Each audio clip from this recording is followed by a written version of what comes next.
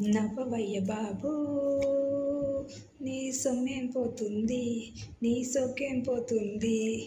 Friends, ఎవరి గురించో అర్థమైందా మీకు?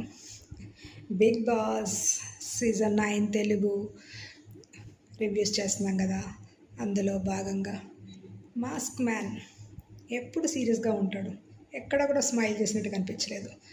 మేబీ వీకెండ్ కోసం ఆ నవ్వులన్నీ దాచిపెట్టుకున్నాడేమో అనిపిస్తుంది.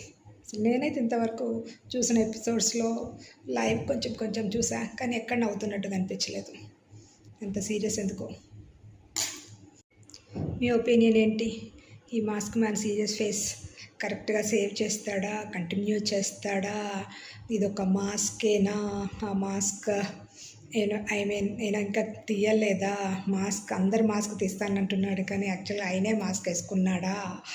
సో కామెంట్ చేయండి.